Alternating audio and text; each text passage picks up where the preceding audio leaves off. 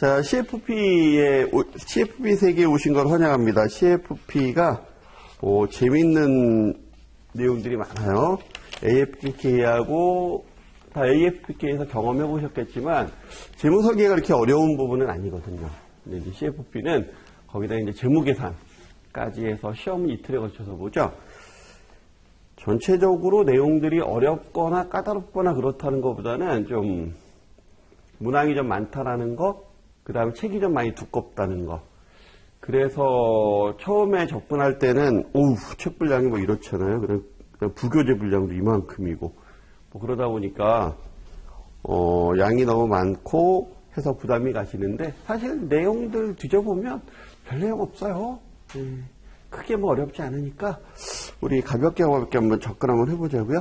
제가 담당하는 파트가 재무설계 원론 쪽하고 그 다음에 은퇴설계하고 상속설계 요 세 가지 파트인데 전부 다 전략 과목으로 삼으실 만한 파트다라고 생각하시면 되고요.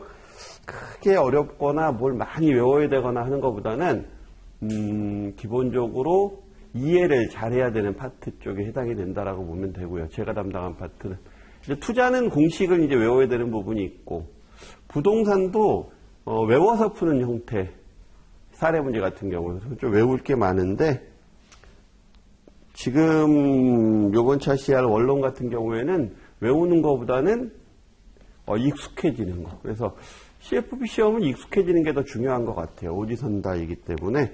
자, 그러면 차례에서부터 한번 시작을 한번 해보죠. 차례를 보게 되면 재무설계의 이론적 배경이라는 게 나와요. 재무설계는 과연 어떤 이론을 가지고서 이야기를 하는 건지라는 이론도 중요하니까 재무설계 이론적 배경이 나오고 그 다음에 재무설계를 필요로 하는 환경. 그래서 우리가 잘 알고 있는 여러 가지 사회적 환경들이 있죠. 소비자의 변화라든가 저출산, 고령화 이런 부분들에 대한 일반적인 이야기들이 나오고요.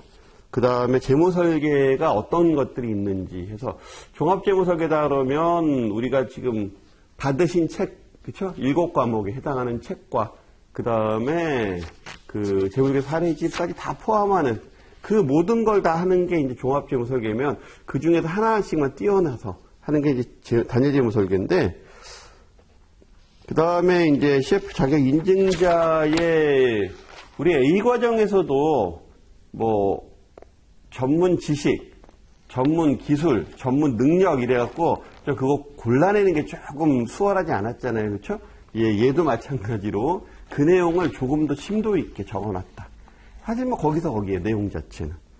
그 다음에 재무설계 프로세서 6단계 과정. 프로세서는 중요한 것만 다 아시니까 6단계 과정은 마찬가지로 해당되는 내용들을 골라서 순서대로 나열하는 것부터 시작해서 여기에 뭐가 있는지를 알아내는 것들이 상당히 중요하죠. 그런 내용들이 나와 있고 그 다음 재무상태 분석 및 적용. 여기서 A 과정보다 오히려 C 과정이 재무상태 분석 및 적용은 계산하는 것 빼놓고는 오히려 더 심플하다라고 생각을 하시면 될 거예요. 마찬가지로 여기서도 가이드라인은 주어질 거고 그 다음에 우리가 그 가이드라인에 적합한지 하는 부분들을 잘 골라내는 형태의 문제가 될 거고 화폐와 시간 가치가 이제 원론 쪽에서 나오는데 물론 다른 과목에서도 화폐와 시간 가치는 대단히 중요합니다. 그래서 상속, 제가 맡은 파트에서도 상속을 빼놓곤 은퇴설계에서도 거의 은퇴설계 시험에 노력의 3분의 1에서 많으면 2분의 1까지 절반 정도까지도 TVM과 관련되는 이야기들을 많이 한다라고 생각하시면 될 정도로 TVM 문제는 굉장히 중요하죠. 그래서 재무설계와 관련되는 문제에서 화폐 시간 가치, 우리가 재무계산기를 다루는 문제는 대단히 중요하니까 여러분들도 아마 본 강의를 들어오기 전에 재무설계와 관련되는 교육을 아마 꽤 오랜 시간 받으신 걸로 알고 있어요. 그렇죠? 아니면 지금 받고 계시거나 그래서 화폐 시간 가치에 대해서 다시 한번 더 정리하는 시간을 가져갈 거고요. 근데 TVM 문제가 기본적으로 계산 문제로 나올 때는 그다지 어려운 게 아닌데 이걸 한글로 풀어놓으면 또 이게 또 쉽지 않아요. 그런 부분들도 좀 같이 볼 거고 재무설계 실습 사례에서는 각각의 어떤 사례들에 대해서 예를 들어서 부채과다법인이라든가 한부모 가정이라든가 장애인이라든가 아니면 뭐 주택 마련이라든가 뭐 이런 부분들에 대해서 각각의 어떤 이야기들을 할 수 있을지를 가볍게 터치한 파트들이고요. 그 다음에 고객의 이해와 커뮤니케이션 해당하는 부분에서는 이제 커뮤니케이션을 어떻게 해야 되는지 그런 부분들이 이제 나와 있어요. 부록 쪽은 저희가 이제 참고로 보는 사항이고. 자, 그래서 전체적으로 내용을 보면 크게 어렵거나 이런 부분들은 아니고 아주 깊이 있게 들어가는 내용도 그다지 없어요. 편안하게 보시면 될 것 같고요. 시험 문제는 골고루 나온다고 보시면 돼요. 어디 한 군데가 이렇게 집중적으로 은퇴 설계 같은 경우에는 집중되는 부분이 좀 있어요. 연금 파트 쪽에 해당하는 게 좀 집중돼서 나오는 파트가 있는데 상속 설계 같은 경우에도 좀 골고루 나오는 편이고, 근데 이제 계산 문제는 딱 정해져 있는 부분들이 있고, 하지만 재무 설계와 관련되는 부분, 그 다음에 윤리도 하잖아요. 윤리도 이제 5문제가 나오는데 해당되는 문제들은 그냥 골고루 나온다라고 생각하시면 돼요. 그래서 공부하실 때는 뭐 골고루 공부하시면 되는데 공부하는 게 크게 어렵지 않은. 자, 그럼 보겠습니다. 제1절 재무설계 이론적 배경. 우선 뭐를 배우려면 이론적으로 이게 어떤 배경을 깔고 가는지, 그 다음에 얘를 하는 이유가 뭔지를 알아두는 게 가장 중요한 것 중에 하나니까. 중간중간에 읽으면서 뚝뚝 떨어져서 읽는 거는 여러분들이 나중에 읽어보시면 되는 내용들이고요. 자, 세 번째 줄에 종합적인 재무 설계가 구현되기 전에 금융시장은 투자와 위험을 위한 금융상품 위주로의 판매. 그러니까 이게 항상 나오는 얘기예요. 재무 설계. 재무 설계의 시작은 어디서부터 시작됐느냐라고 하게 되면 시작은 그냥 상품 판매. 그래서 금융상품에 대한 설계. 상품과 관련되는 것부터 시작했고, 그 다음에 재무적인 부분서부터 시작했다. 이 부분에서부터 시작이 됐다라는 얘기는 항상 나오는 얘기고요. 그 다음에 여기서 재무적인 부분에서 비재무적인 부분까지, 여기서 비재무적 부분까지 포함한 전체적인 설계, 그러니까 종합 설계에 대한 차원으로 넘어가요. 이 종합적인 설계를 다른 말로 또 우리가 조금 더 확장해서 보면 인생 설계로까지 얘기를 하게 되는 이런 종합적인 재무 설계로 넘어가는 게 이제 단계예요. 그래서 요 이야기들을 이제 쭉 하고 있는 거예요. 보면 전통적인 경제학과 투자 관련 이론에 의해 이론적 근거가 설명되었다. 그러나 단순히 금융상품 판매를 넘어서 전문적이고 윤리적 인 금융서비스 제공이 중시됐고, 그래서 가게죠, 개인이 재무적 복지를 재무설계의 궁극적 목적으로 하면서 재무적 의사를 결정하는 과정을 뒷받침할 수 있는 이론들이 재무설계 이론의 근거, 이론적 근거를 잘 잡았다. 즉 여기서 이렇게 넘어갔다라는 거죠. 그래서 개인의 의사결정을 설명하는 이론 중에 하나가 이제 수요 공급. 수요와 공급 원리는 우리가 경제학에서 아주 기초적으로 배우는 얘기잖아요. 그렇죠? 그래서 기본적으로 수요 곡선은 이렇게 해가죠. 공급 곡선은 이렇게 해가죠. 공급 곡선. 그리고 수요 곡선은 이렇게 내려오고, 여기가 양이라면 여기가 가격이고, 기본적으로 가격이 내려가면 수요는 증가하고, 가격이 올라가면 공급이 증가하죠. 그렇죠? 공급이 증가하고, 가격이 올라가면 공급이 증가하고, 딱 이 부분. 즉 가격과 수요에 대한 수요와 공급에 대한 이야기를, 그러면 여기가 이제 균형점이 잡히게 되죠. 요거 우리가 이제 균형 가격이라고 얘기하고, 이제 경제학에서 얘기할 때는 딱 요게 굉장히 많은 이야기들을 하고 있는 건데, 요런 부분들에 대한 내용들. 그래서 금융시장은 수요와 공급에 의해서 움직이는 시장이다. 가격이 올라가면 수요는 떨어지고, 가격이 떨어지면 공급은 떨어지고, 그렇죠? 그래서 거기 보시면 네 번째 줄에 개인의 수요가 근데 가격만으로 결정되는 건 아니고 보유하고 있는 자원의 양이나 개인의 선호, 그리고 취향, 해당되는 상품이나 서비스에 대한 니즈도 수요에 중요한 영향을 미친다.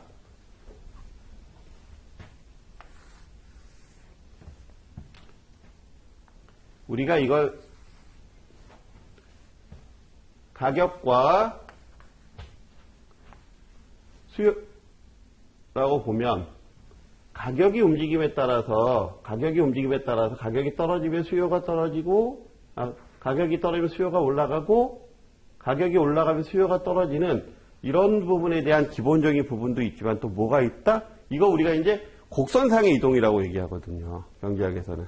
근데 그렇지 않은 요인으로 동일한 가격이더라도 수요가 늘어날 수도 있고, 동일한 가격이더라도 수요가 떨어질 수도 있다라는 거지. 올라갈 수도 있고 떨어질 수도 있다. 이제 이게 곡선의 이동이거든요. 수요 곡선의 이동. 공급도 마찬가지죠. 그래서 기본적으로는 가격에 의해서 움직이지만 그렇지 않고 다른 요인에 의해서도 같은 가격대에서도 수요는 늘거나 줄 수 있다. 이런 부분들이 이제 소비자의 기호 변화라든가 아니면은 뭐 인구가 늘어난다든가 다양한 요인이 있겠죠. 이런 요인들에 의해서 움직이는데, 즉 여기서 얘기하는 거는 단순히 가계의 수요 곡선상의 이동만이 일어나는 건 아니다라는 거지. 다른 요인에 의해서도 수요가 늘었다 줄었다 한다라는 거예요. 같은 가격대에서도. 그래서 이런 부분들을 한번 우리가 재무설계 차원에서 따져보자라는 거죠. 이게 이제 경제학에서 우리가 얘기할 때 수요의 곡선의 이동 또는 수요 곡선상의 이동 이렇게 얘기하는데, 이런 부분들을 한번 개인 재무설계에서도 좀 접목시켜서 이야기를 한번 해보자. 그래서 맨 밑에 재무설계는 개인 재무 목표의 달성을 위해서 보유하고 있는 재무적, 비재무적 자원을 효율적으로, 비재무적 자원을 효율적으로 관리하는 과정이다. 이러한 과정의 수행을 위해서는 금융환경 전체에 대한 이해가 필요하다. 그러니까 단순히 가격의 변동이나 이런 부분에 대한 이해가 아니고 전반적인 이해가 필요하다라는 얘기를 요걸 통해서 얘기를 하고 있는 거예요. 그 다음에 첫 번째가 이제 수요와 공급에 대한 곡선의 이동과 관련되는 건데, 두 번째, 소비자 선택 이론.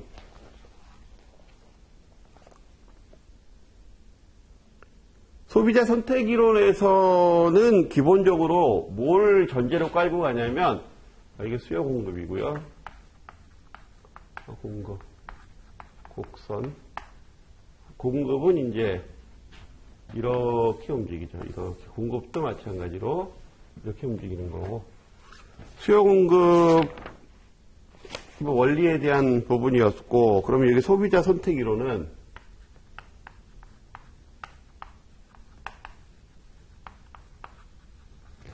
소비자 선택 이론의 대전제는 다 알고 있다라는 걸 깔고 가요. 다 알고 있다.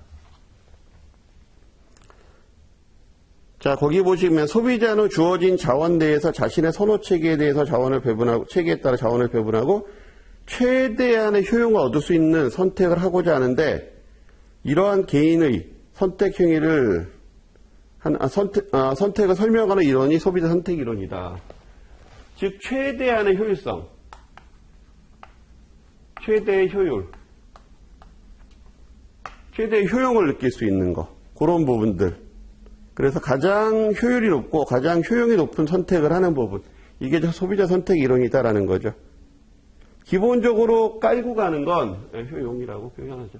기본적으로 깔고 가는 건 다 알고 있어서 가장 최선의 선택을 한다라는 그런 부분을 깔고 가요.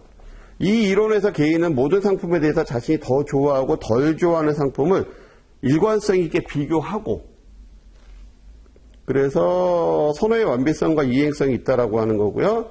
그 다음에 그러한 판단이 갑자기 변하지 않고 연속성이 있고, 그리고 이러한 선호 체계는 개인이 사용할 수 있는 한정된 자원 내에서 가장 만족을 얻을 수 있는 효용의 극대화, 그래서 만족을 얻을 수 있는 상품을 선택하도록 한다. 그러니까 최적의 선택을 한다라는 거지. 이 얘기는 뭐야? 다 알고 있다는 얘기야. 그리고 그 알고 있는 행위를 그대로 한다라는 거지. 그게 쉬운가 근데, 그쵸? 그래서 이 최대 효용을 높일 수 있게 다양한 의사결정을 정확히 한다. 그래서 선호의 완비성과 이행성, 선호의 완비성이 있고 또한 이행성도 있고, 그 다음에 선호의 연속성,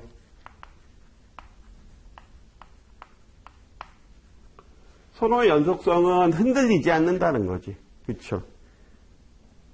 그 다음 효용의 극대화,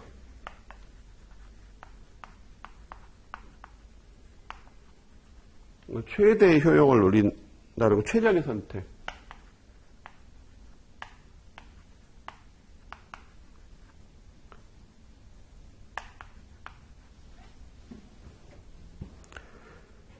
개인이 효용의 극대화가 되는 최적의 선택을 하기 위해서는 시장에 존재하는 모든 정보를 알고 주어진 자원을 주관적으로 느끼는 만족감, 이런 부분과 모두 알고 있다는 거. 이 모든 조합을 해보면 가장 내가 효용을 최대화할 수 있는 부분을 알 수 있다는 거지.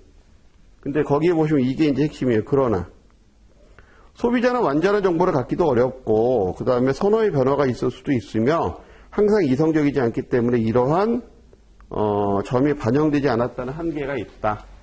그러니까 소비자 선택 이론 같은 경우에는 모든 걸 다 알아. 그리고 가장 최선의 선택을 해.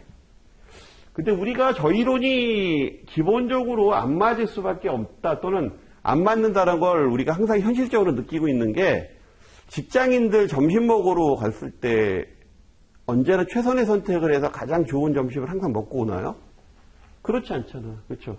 항상 가서 무엇인가 선택을 하는데 이상하게 차선의 선택을 하게 되고, 최선의 선택보다는, 그리고 실패하는 경험도 많고, 그렇죠? 예. 그래서 이런 부분들이 쉽지는 않다라는 거지. 그래서 또 고민하는 게 기대효용 이론.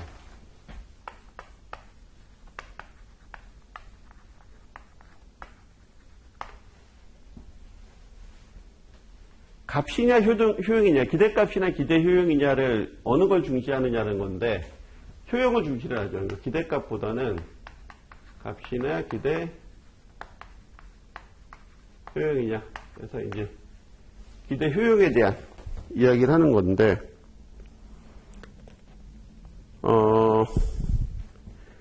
기대효용 이론은 불확실성하에서 소비자의 선택과 관련된 얘기예요. 그래프로 하나 표현해 보면, 여기가 효용이고 여기가 뭐 값이다. 값이라고 표현하면 좀 그렇겠다. 그죠? 소득이든지 어쨌든 재산이든지 뭐 이런 거다라고 해보면, 내가 무엇인가 불확실성을 선택을 했을 때 그 불확실성에 해당하는 부분이 뭐 선택해도 그만 안 해도 그만이다, 해도 똑같고 안 해도 똑같은 효용이 있다라고 하게 되면, 그런 걸 느낀다고 했을 때 우리가 중립적이라고 얘기를 해요. 중립 곡선은 이렇게 그어지지. 이게 중립적이에요. 근데 그러니까 안정형, 위험 회피형에 해당하는 사람들은 이렇게 무엇인가 내가 불확실성과 그 다음에 확실성이 동일하다라고 느끼는 것보다는 오히려 확실한 걸 더 선호해요. 확실한 것. 그래서 확실한 게 나는 훨씬 더 좋아. 불확실한 것보다. 그렇게 확실한 거 선호하는 사람들의 그래프가 이렇게 가지. 그래서 오목한 형태의 그래프를 갖고 가요. 예를 들어서 내가 복권을 산다라고 하게 되면, 공정복권을 산다라고 했을 때 복권을 샀을 때 사든 안 사든 나는 그 값이 똑같아, 효용이. 라고 하게 되면 나는 1,000원을 들여서 복권을 사는데 그 1,000원 들여서 복권을 사는 것보단 그냥 돈 1,000원 갖고 있는 게 더 좋아. 확실한 게 좋아라고 하는 사람들의 선호 곡선은 이렇게 나오죠. 그러다 위험 회피형에 해당하는 곡선은 이렇게 나오고. 이걸 따질 때 뭘 갖고 따지느냐? 효용을 갖고 따지는 거야. 나는 이게 더 효용이 좋아. 이게 더 만족감이 더 있어. 기대값이 똑같이 1,000원이더라도 예를 들어서 불확실성하에서 기대값보다는 확실한 게 더 좋아. 라고 하는 거. 요게 이제 기대효용 이론에 대한 가장 기본적인 설명인데, 그 내용을 지금 이제 쭉 문구로 풀어놓은 거예요. 자, 두 번째 줄, 이 이론에 의하면 선택한 결과가 불확실 상황에서 개인의 실현 가능한 여러 가지 대안에 대해서, 대안의 기대 수익을 기준으로 선택하는 게 아니라 기대 효용, 이 극대화하는 선택을 한다라는 거지. 똑같이 기대값이 같더라도, 같은 기대값을 갖고 있더라도 나는 불확실성 하에서 느낄 수 있는 기대값보다는 확실한 게 더 좋다라는 거야. 그게 기대효용 이론. 그래서 기대효용 이론과 관련해서는 뭐 복잡하게 여러 가지 설명을 하는데 그냥 간단한 게 이런 거예요. 제일 간단한 거, 불확실한 거. 불확실한 거 좋아해? 나는 차라리 불확실한 게 확실히 좋아. 그러면 위험, 선호용. 불확실한 게 좋아? 아니, 난 그거나 별 차이 없던데? 그럼 중립형. 불확실한 게 좋아? 아니, 나는 확실한 게 좋아. 그러면 위험 회피형. 그래서 곡선을 이렇게 움직인다라는 거. 이게 끝. 그래서 이런 부분이다. 그리고 그 밑에 보시면 불확실성 하에서는 어느 정도의 위험 부담이 있기 때문에 불확실성 아래에서 선택은 어느 정도 위험이 있기 때문에 개인이 그 위험을 어느 정도 수용하느냐에 따라서 다른 결정이 이루어지게 된다. 위험 회피 성향을 지닌 개인은 큰 수익을 기대하는 대안이 있더라도 위험이 더 적은 선택을 하게 되고 위험 선호형을 가진 사람은 같은 기대값을 제공하더라도 이왕이면 한 방 노려볼까? 뭐 이런 거. 그래서 위험성이 있는 큰 상품을 선호한다. 그래서 확실한 기대보다는 여기는 리스크 있는 걸 갖고 가겠다라는 거고요. 위험 선호형은. 여기는 확실한 게 난 훨씬 더 좋아. 라고 얘기하는 거고. 그런 얘기다라는 거고요. 그래서 쭉, 그리고 그 밑에 줄에 보시면 재무 설계 과정에서 개인의 위험 소용 성향을 고려한 재무 설계안을 제한하거나 보험을 통해서 위험 관리에 대한 결정, 종신연금이나 주택연금에 대한 효율 가치 분석, 이런 부분들을 설명하는데 요 이론이 괜찮을 거다라는 거고요. 그 다음에 이제 특성 이론.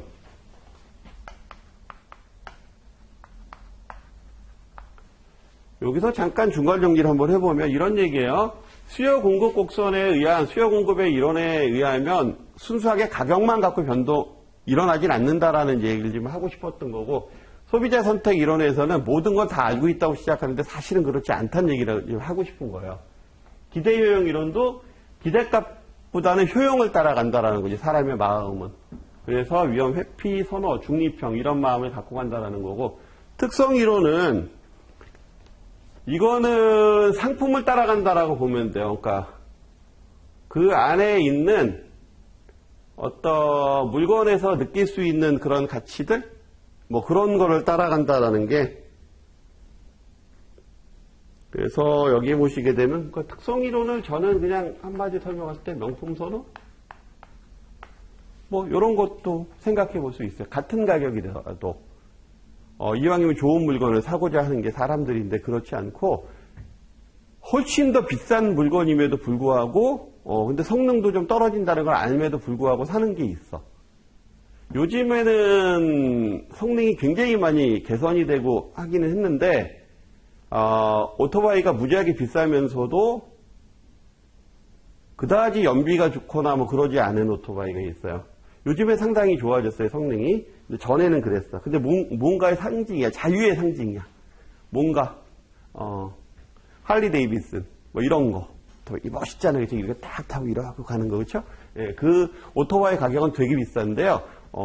성능으로 따지고 가격 대비 성능으로 따지고 아직도 그렇게 좋은 편은 아니에요. 그럼에도 불구하고 그런 거 선호하잖아요. 그렇죠? 예. 우리가 가방 같은 거 보면은 예를 들어 루이비통? 한국 사람들이나 일본 사람들이 좋아하는 선호하는 상품 중에 하나가 이제 루이비통인데 루이비통 같은 경우에 가방 하나에 웬만한 거 한 300만 원 하잖아. 그렇죠? 예, 적당한 거 3, 400 하고요. 좀 비싼 건 4, 500 정도 하는데 그 가방의 기능이 뭐야? 물건 집어넣고 들고 다니는 게 가방의 기능이고 튼튼하면 되잖아요. 그러면 시장 나가서 그냥 사도 아마 루이비통에서 느낄 수 있는 그런 정도의 튼튼함을 느낄 수 있을 거예요. 가방으로서의 기능으로서의 튼튼함은. 근데 가격은 엄청나게 차이가 나지. 그죠? 예, 뭐를 원하는 거예요, 이 사람은? 그 안에 숨겨져 있는 가치를 원한다라는 거지. 그쵸? 예, 그런 것도 있고. 장지갑. 샤넬 장지갑 같은 경우에 보면은 그 클래식 장지갑이 샤넬 같은 경우에 요즘에 얼마 하더라? 좀 올라서 160인가 170 하더라고요. 몇 년 전에 한 130 얼마 정도 했었는데 그냥 지갑이야, 지갑. 요만한 거. 그럼 요만한 거 지갑 하나 예를 들어서 시장 가서 하나 살려면 몇만 원이면 사요. 근데 그걸 거의 150만 원, 160만 원, 200만 원 주고 산단 말이야? 그럼 왜 살까? 그 안에 숨겨져 있는 특성, 즉 가치를 보고 사는 거잖아요. 그치? 예. 그러니까 사람들은 합리적이지 않은 거지, 기본적으로. 예, 합리적이라고 하는데 합리적이지 않은 거야. 그럼에도 불구하고 사는 게 특성 이론이에요. 특성 이론은 소비자들이 구매와 관련된 의사결정을 할 때 제품의 속성이나 특성에 의해서 결정한다. 그래서 속성이나 특성에 의해서 결정을 한다. 그래서 그걸 가장 극명하게 보여줬었던 영화 중에 하나가 악마는 프라다를 입는다? 뭐 그 영화도 보면은 굉장히 화려하게 나오잖아요. 그렇죠? 그러니까 그거를 보면 프라다를 사고 싶다는 생각이 엄청나게 들지. 그 안에서 뭘 발견하는 거야? 프라다의 속성이나 특성을 발견하는 거거든. 그 안에서 소비자들은. 그러니까 이제 그걸 사고 싶어서 이제 줄 서는 상황이 벌어지는 거죠. 물론 프라다 갖고 줄 서진 않더라고요. 자, 어쨌든 고민대 가격이나 경제적인 요인만이 아니라 그 발음의 속성이나 특성 때문이라는 것이다. 뭐 이런 거 얘기하는 거예요. 그래서 속성이나 특성에 대한 만족감을 얻는다. 그래서 내가 그걸 갖고 있다라는 자체에 대한 만족감. 그건 뭐 들고만 다니더라도 남들이 쳐다본다는 그런 우월감 같은 거. 근데 사실 안 쳐다보거든. 왜냐하면 그게 뭐 짝퉁일 수도 있고 아닐 수도 있고 뭐 그건 누가 관심 가지고 봐요. 근데 나는 갖고 다니면서 무슨 느낌이 드는 거야? 또 남들이 보고 있는 것 같은 느낌이 드는 거지, 그치? 예, 거기에 이제 수백만 원을 투자하는 거야. 그래서 바로 밑에 뭐 그런 게 있어요. 여기서는 근데 그런 부분들을 뭐로 얘기하는 거냐면 조금 다르게 유료로 이루어지는 재무설계. 그러니까 재무상담이 무료가 아니고 유료로 재무상담이 이루어지는데 상담이 이루어지더라도 이런 특성이나 속성에 의해서 나에게 좋은 영향을 미칠 수 있다면 그거를 선호한다. 그걸 선호하게 될 것이다. 이런 것 때문에. 그래서 맨 밑에 단락에 보시면 재무설계 서비스 이용해 봄으로써 얻게 되는 속성들이 재무설계에 대한 수요를 결정하는데 긍정적 영향을 미치고 있다. 그래서 그런 쪽으로 한번 해석을 해보자. 돈이 들어가더라도 사람들이 자기한테 도움이 되는 거는 할 거다라는 거지. 그 다음에 계획된 행동이론.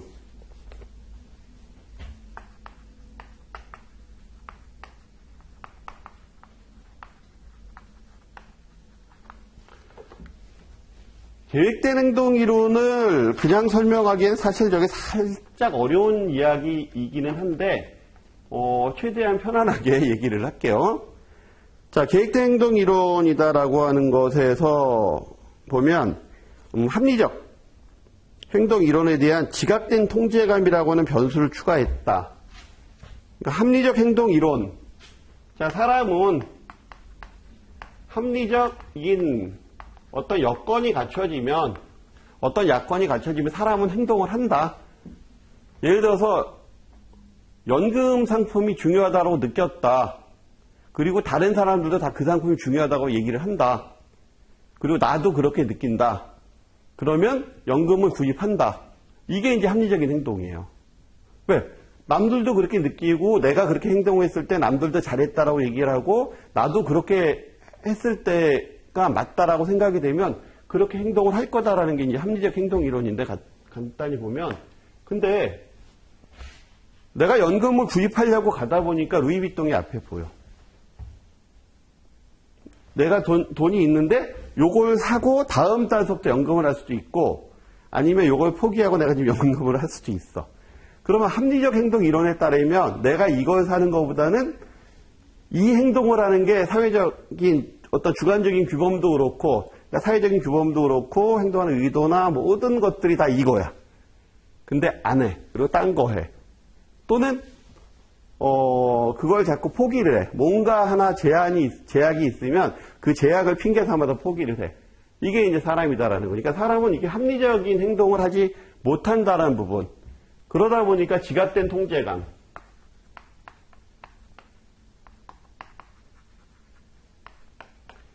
이걸 가장 쉬운 말로 설명하면 의지라고 설명해도 될 것 같아요. 내가 그러면 합리적인 행동을 하려고 그러는데 자꾸 뭔가 거슬리는 부분이 있으면 나는 그걸 아니야. 그리고 굳세게 잡고서 가는 무엇인가 필요하다라는 거지. 나는 이걸 할 수 있어. 그리고 이걸 하면 맞아. 라고 하는 그런 부분. 그래서 그런 것들을 필요하다라고 얘기하는 거예요. 지각된 통제감이라는 게. 자, 그래서 거기 밑에 보시게 되면 합리적 행동 이론에서 사람들의 행동은 스스로 행동에 대한 태도가 긍정적이고 자신 주변 사람들로부터 좋은 평가, 이게 이제 주관적 규범이라고 얘기하는 건데 좋은 평가를 받을 것이라고 판단될 때 나타난다고 본다. 그러나 합리적 행동 이론은 행동에 대한 필요한 자원이나 능력의 한계에 대한 영향을 설명하지 못한다. 즉 한계점에 부딪히면 사람들은 그 행동을 맞는 것임에도 불구하고 못한다라는 거지. 그래서 아니야 할 수 있어 라고 하고 그걸 할 수 있게 만드는 그런 부분들. 그래서 지각된 통제감을 추구한 계획적 행동 이론이 제시됐다. 그래서 지각된 통제감은 개인이 어떤 행동을 얼마나 잘 수행하고 통제할 수 있는가에 대한 주관적 평가를 의미한다. 그러니까 자기 스스로 느끼는 거니까 난 할 수 있어. 아이 그거 정도면 극복할 수 있지. 해. 그러고 갈 수 있다라는 거지. 즉 행동할 수 있는 기회나 시간, 재정적 여유 등에 대한 지각된 통제감이 행동하기 위한 동기에 영향을 미치고 그래서 개인의 행동이 이루어진다라는 거죠. 따라서 계획된 행동 이론은 고객이 재무 설계안의 실행 의도를 높이거나 재무적 문제에 대한 태도의 변화, 그리고 실천 행동에 대한 자신감 부여 등의 방법으로 재무 설계에 적용할 수 있다. 즉 으쌰으쌰를 해주는 게 필요하다라는 거예요. 간단히 보면. 모든 여건이 다 맞춰지고 하더라도 예를 들어서 무엇인가 그 여건을 제약할 수 있는 요인이 생기게 되면 사람들은 거기서 좌절을 느끼고 안 한다라는 거지. 합리적임에도 불구하고. 그러니까 그걸 극복할 수 있는 어떤 통제감이 필요하다라는 거죠. 그 통제감이 지각된 통제감이 된다라는 거죠. 그래서 교환 이론, 기브앤테이크 얘기하는 거죠. 주고받는 거. 개인이나 사회적 관계에서 행동은 그에 따른 보상에 의해서 이루어진다. 그래서 호혜성을 기반으로 한다라는 거고요. 그래서 바로 밑에 투자 여부를 결정할 때 원금에 대한 시간 비용, 수익으로 보상받을 수 있다고 생각되어야 투자를 결정하게 된다라는 거예요. 그래서 교환 이론. 거기 보시게 되면 중노년기 부모의 자녀와의 자원 이전 행동에 대한 연구가 수행되기도 했다라고 하는 부분인데 이건 무슨 얘기냐면 갑자기 뜬금없이 자녀가 나오죠. 교환 이론 나오다가 뭐냐면 부모와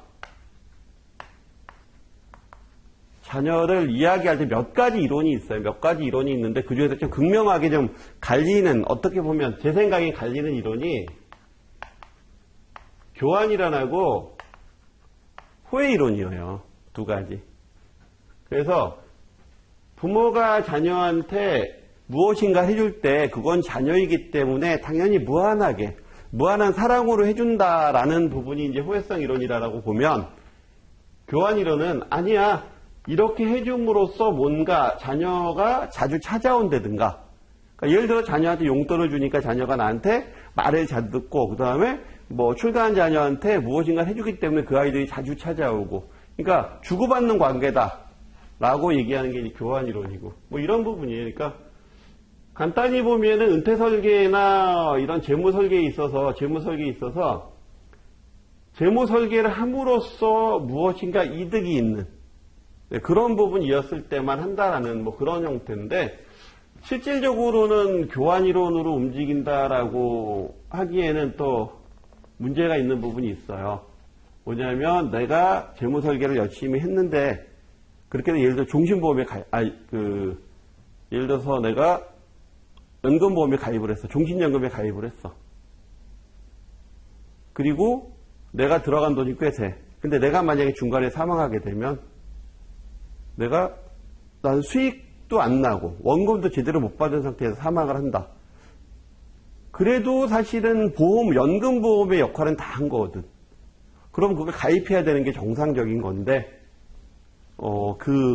기브앤테이크라는 생각 때문에 못하거나 이런 부분도 있거든요. 그러니까 그런 거에 대한 고민들도 사실 하게 돼요. 교환 이론을 보면서. 어쨌든 교환 이론은 기브앤테이크예요. 그 밑에 부모에 대한 연구가 나온 건 자식한테 뭔가를 해줘야지 부모한테 효도한다. 뭐 이런 이야기가, 이런 거 연구해 보니까, 이것도 상당 부분 맞더라. 뭐 이런 얘기를 지금 하고 있는 거고. 조절 초점 이론.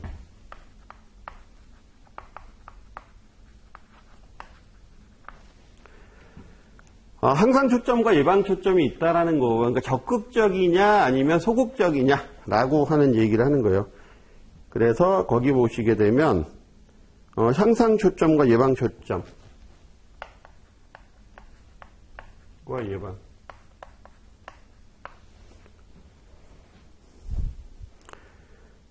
향상 초점 성향을 지닌 개인의 특성은 특정 목표를 이루기 위해서 열정적이고 적극적인 행동을 하게 되고, 그러니까 여기는 적극적인 사람이다라는 거죠. 네, 적극적이다, 열정적이다, 적극적이다.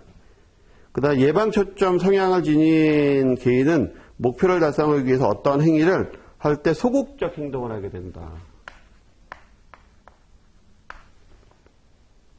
그래서 바로 밑에 보시면 예를 들어서 맨 밑에 향상 초점 소비자들이 위험이 더 높은 상품을 더 선택하고 예금보다는 펀드 상품을 선택한다. 이건 뭐예요? 향상 초점과 예방 초점에 대해서 왜 얘기를 하느냐면, 이거하고 똑같은 거예요. 이 얘기는 어떻게 보면 이거하고 똑같은 거예요. 기대효용 이론하고 똑같은 거예요. 위험 선호형인 분들은 예금보다는 펀드를 더 선호할 거잖아요. 그렇죠? 리스크 있더라도 나 확실한 것보다는 불확실한 게 더 좋아. 모험심도 좀 있고 짜릿하잖아. 그러면서 획득하게 되면 더 많이 획득할 수 있고, 그러니까 그게 더 좋아. 이런 사람을 우리 조절 초점 이론에서 보면 향상 초점 이론에 해당하는 사람이겠죠. 그렇죠? 그거보다는 난 확실한 게 더 좋아요는 예방 초점에 해당하는 거고, 그렇죠? 그러니까 이런 성향, 이렇게도 소비자 성향을 파악할 수 있고, 이렇게도 소비자 성향을 파악할 수 있다.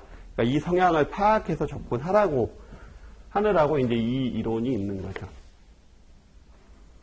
그 다음에 소득과 소비 지출과 관련된 이론. 요게 있고, 그 다음에 여기까지 얘기하고, 소득과 소비 지출.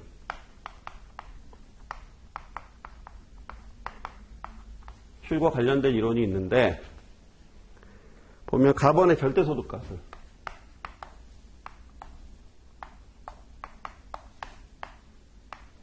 케인즈가 얘기한 거고요.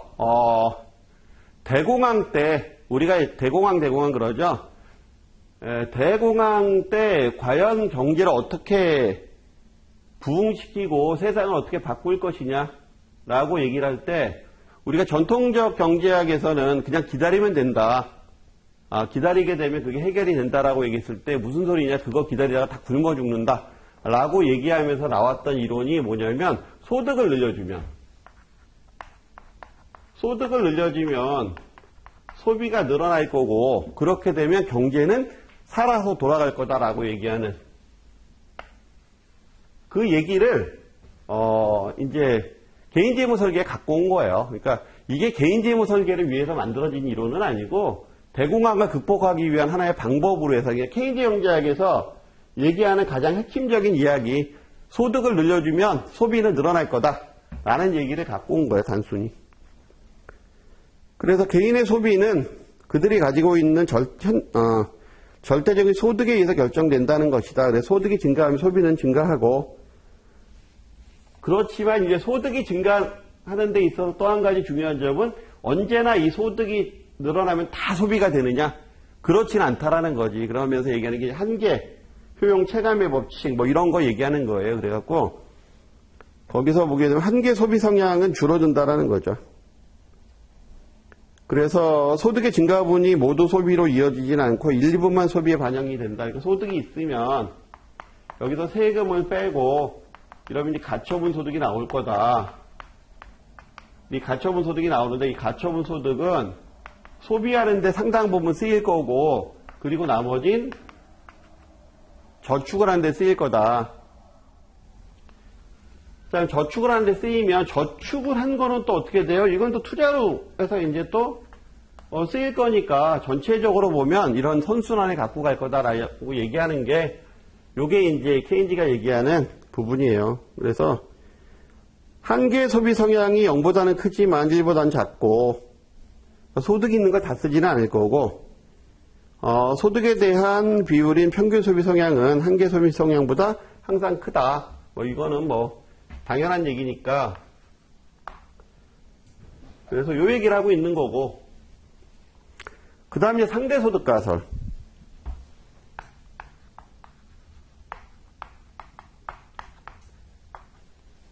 상대소득 가설은 여기서 보면 뭐하고 좀 비슷할까?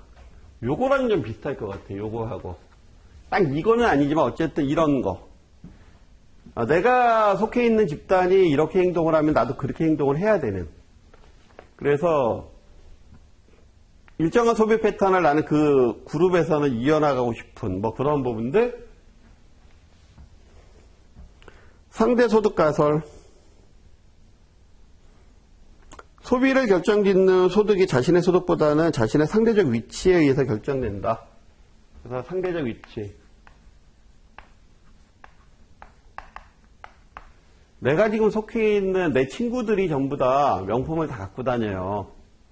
그럼 나도 소득이 없더라도 그 명품을 사야 돼. 뭐 그런 거 얘기하는 거야. 나도 같은 가치를 느끼는 그런 공유하는 사람이다라는 걸 보여주고 싶어.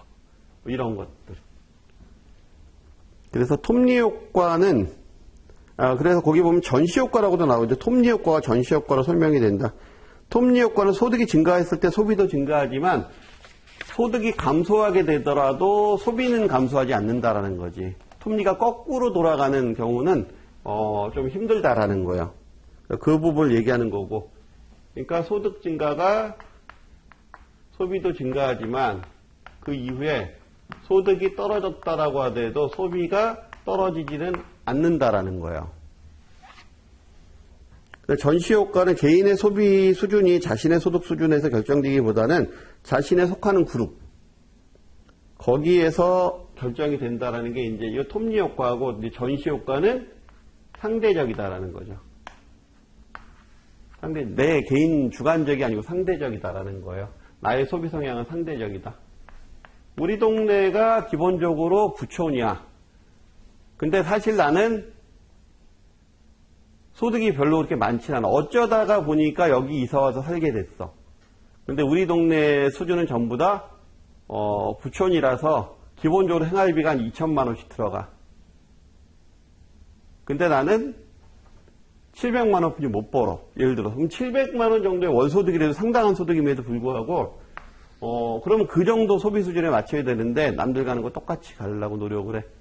그러다 보면 이제 망가지는 거죠. 그렇죠? 카드 빚 쓰고 이러다 보면 뭐 그런 형태가 나타날 수 있으니까 과소비의 원인이 될 수도 있는 부분들이 상대소득 가설을 통해서 이야기될 수 있어요. 재무설계 차원에서 보면. 그래서 이게 가장 문제는 문제지. 그렇죠? 명품을 선호하는 이유도 그거거든. 남들이 들으니까 나도 들고 싶다라는 거거든. 자, 다번에 해당하는 게 항상소득가설.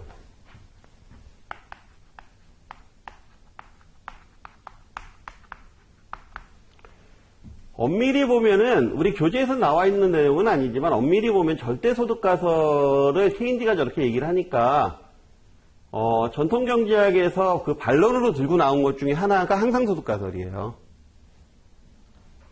소득이 늘어나면 소비 늘어난다 라고 얘기를 하니까 아니다, 소득이 늘어난다 그래서 그게 다 소비로 이어지지는 않는다 라고 얘기하는 얘기가 이제 항상소득가설이에요. 항상소득과 임시소득이라는 게 있어서 저렇게 정부에서 세금을 줄여주고, 그러니까 이게 요 소득을 늘리려면은 어떻게 늘렸겠어요? 그 대공황 시절에, 불황 시절에 정부에서 세금을 줄이고 그걸로 돈을 뿌렸겠지. 그러면 그거는 임시소득이라는 거지. 임시소득. 그거는 정상적인 소득이 아니고 임시소득이다. 그러면 그 임시소득에 해당하는 부분으로 늘어나는 건 이게 저축적으로 가거나 이렇게 가지 그게 소비로 이어질 확률이 높지 않다라고 하는 거예요. 물론 일부는 쓰이겠지만 그러고 사람들은 뭐다 이거는 금방 없어질 걸로 알고 있다. 그러니까 당연히 항상소득 내가 원래 늘 받던 그런 소득 이 소득 갖고 소비가 이루어진다. 그러니까 저거 별로 효과 없을 거다라고 하는 얘기를 하고 싶어서 이제 했던. 근데 우리 교재에서는 이제 그런 얘기는 없고, 이거에 대한 이야기만 지금 간단하게 하죠. 그래서 항상소득과 임시소득이 있다라고 하게 되면, 항상소득가설은 현재 소비가, 현재 소득은 물론 장기적으로 기대되는 소득, 임시소득은 나중에 없어질 소득이잖아요. 이게 장기적으로 기대되는 소득이지.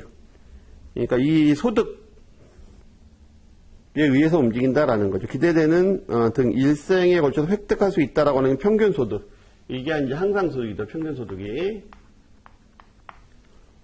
위에서 결정된다는 것이다.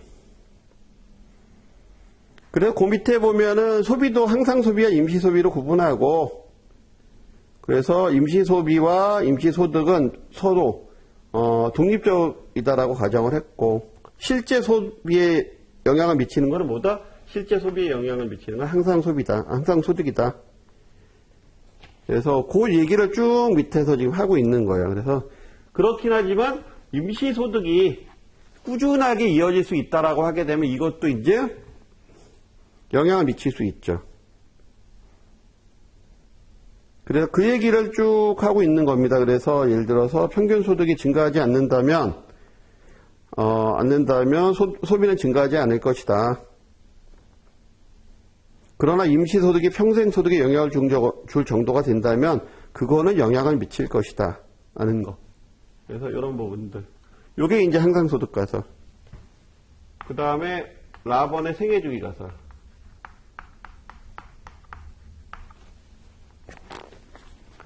생애주기가설에서 하고 싶은 얘기는 이 얘기를 지금 하고 싶은 거예요. 여기서 생애주기가설에서는 사람의 일생이 있으면 이렇게 간다라는 거지, 이렇게 간다라는 거야. 기본적으로 보면. 사회 초년기 시절, 돈을 잘 못 버는 시절, 이런 시절에는 오히려 소득보다 소비가 더 많을 수 있고요.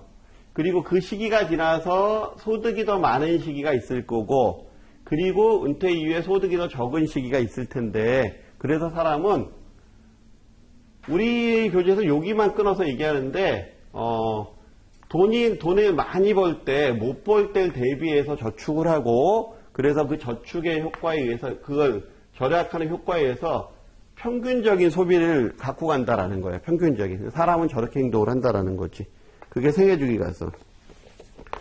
그래서 보게 되면, 생애주기가설은 바로 개인의 소득과 지출을 설명하는 이론 중에서 가장 많이 사용되는 이론이에요. 왜냐하면 이런 거 있죠. 야, 많이 벌 때 저축해갖고서 나중에 힘들 때 써야지. 이 얘기가 지금 생애주기가설을 전반적으로 얘기하는 거거든.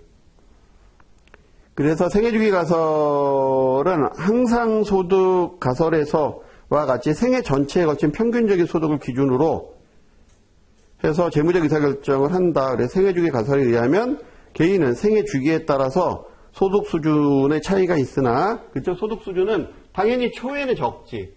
나중에는 높아지고 나중엔 줄어들게 되고 소비 수준은 전 생애에 걸쳐서 일정하게 유지하려고 한다. 그럼 전 생애에 걸쳐서 일정하게 유지하려면 여기선 덜 쓰고 그렇죠? 이쪽에 메꿔줘야 되겠지. 그렇죠?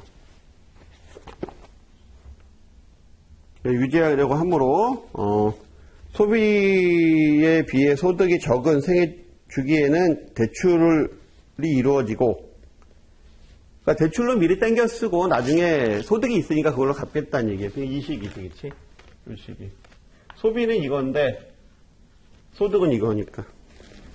그다음 소비에 비해서 소득이 더 많을 때는 또 저축 또는 부채 상환이 이루어지고 앞에 거 갚고 저축하고 또 뒤에 가서는 이제 또 할 거 대비하고 이런 부분들. 그래서 한계 소비 성향과 평균 소비 성향이 같아진다고 보는 거. 이게 이제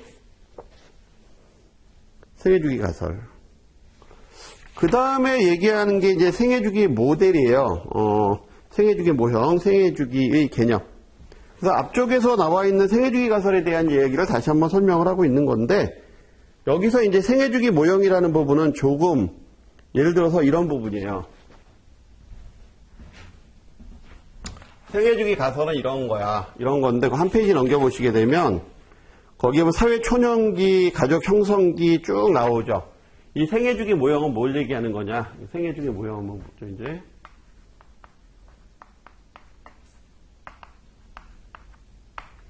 간단히 보면 이걸 어떻게 설명할 수 있냐면, 사람은 비슷하게 산다라는 거지. 그래서 산업혁명 이후에, 우리가 산업화 이후에, 뭐 그 이전에도 비슷하긴 했지만, 산업혁명 이후에 생긴 게 근로자라는 개념이잖아요, 기본적으로. 뭐 근로자라는 개념이 생겼고. 도시화라는 부분이 진행이 됐죠. 그러면서 사람들은 교육을 받기 시작을 해요. 어떻게 교육을 받느냐? 회사에 나가서 일을 어떻게 하면 잘할 것이냐라는 교육을 받기 시작을 해. 돈 버는 교육을 받기 시작하는데, 그래서 획일화된 교육을 받기 시작하죠. 획일화된 교육을 받고, 그 다음에 일정한 나이가 되면 사회적인 나이가 적용이 돼요.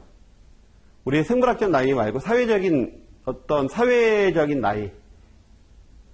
여기까지는 초등학교, 여기까지는 중학교, 여기까지는 고등학교, 여기까지는 대학교, 여기까지는 대학원. 그러니까 이렇게 공부하고 나면 그 다음에 지금서부터 여기까지는 사회 초년생의 시절이니까 뭐를 해야 되고, 그 다음에 여기까지는 결혼을 해서 뭐를 해야 되고, 여기까지는 그러면 자녀를 키우고 뭐를 해야 되고, 요쯤 되면 이제 뭐를 해야 되고, 이런 부분들이 사회적인 나이들, 사회적으로 해야 될 주어지는 임무들이 이제 자연스럽게 주어지는데, 이 패턴이 대부분의 사람들이 다 비슷한 패턴으로 간다라는 거지. 일부 뭐 워렌 버핏이나 아니면은 뭐 피터 린치나 아니면은 뭐 머스크나 뭐 이런 사람들 일부 빼놓고는 대부분 다 이 패턴을 갖고 간다라는 거예요. 그러니까 이 균일화된 패턴으로 갖고 간다라는 거 설명을 하고, 이때는 요거 하는 게 좋습니다라고 얘기하는 게 생애주기 모형이라고 생각하시면 돼요.